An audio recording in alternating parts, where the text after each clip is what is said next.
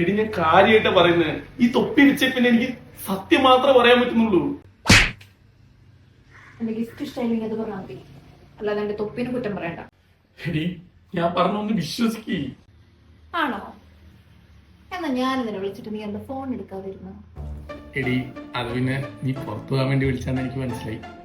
പക്ഷെ ഓരോ തവണയും പുറത്തു പോകാൻ വേണ്ടി പെട്രോൾ അടിച്ച് വരുന്ന എനിക്ക് ഒരു കാലി ചായയെങ്കിലും നീ മേടിച്ചെന്നുണ്ടാടി. മന്ദന്റാണ് ഓസിന് വരുമ്പോ ഞാൻ നിർത്തി. എടാ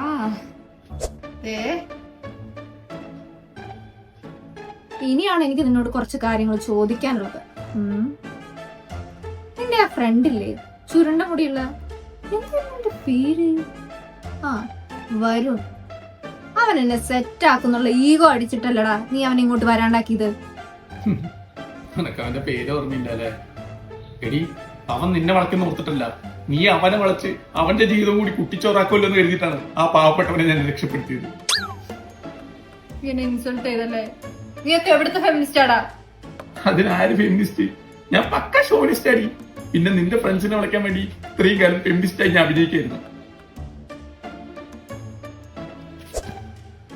ഈ തൊപ്പിക്ക് എന്തൊരു കുഴപ്പമുണ്ട്?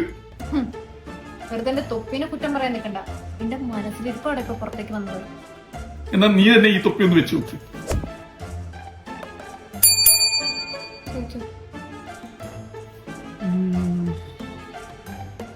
നീ ശരിക്കും ഏത്തിസ്റ്റാണ്. എനിക്ക് ലോകത്ത് ദൈവത്തിനെ അല്ലാതെ വേറെ ഒരുത്തിനും വിശ്വാസമില്ല. ചുവട്ട് സുംബ ക്ലാസ് എന്ന് പറഞ്ഞു പോകുന്നത് കല്ലൂർ പള്ളിയിൽ അവനെ കൂടെ. എനിക്ക് അപ്പോഴേ സംശയം ഉണ്ടായിരുന്നു. അതുപോട്ടെ, നീയും അമലും ശരിക്കും എന്തിനാ ബ്രേക്കപ്പ് ആയത്? അവനവന്റെ കൊള്ളിക എന്നോട് കൂടെ ചായ കുടിക്കാൻ പോയി. ഞാൻ ഇരിക്കേണ്ട സ്കൂട്ടിയിൽ അവള് കയറിയിരുന്നു. അവന്റെ ബേടേക്ക് ഞാൻ സ്റ്റോറി ഇടുന്നതിന് മുമ്പ് അവൾ ഇട്ടു. അവനത് ലൈക്കും ചെയ്തു. ഇതായിരുന്ന കാര്യം. ഇതാണോ നിന്റെ പ്രോഗ്രസീവ്നെസ്? പ്രോഗ്രസീവ്നെസ് ഒക്കെ ഒരു മേക്ക് ബിലീഫ് അല്ലടാ. ഞാൻ തന്നെ തള്ളവായി പാടാ. ലാസ്റ്റ് ആൻഡ് ഫൈനൽ ക്വസ്റ്റ്യൻ, ഈ തൊപ്പി നിനക്ക് എവിടെ നിന്നാണ് കിട്ടിയത്?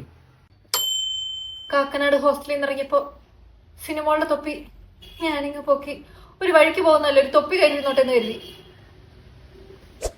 എടാ, ഈ തൊപ്പിക്ക് ശരിക്കും എന്തോ കുഴപ്പമുണ്ട്. നമുക്ക് ഈ തൊപ്പി വേണ്ട.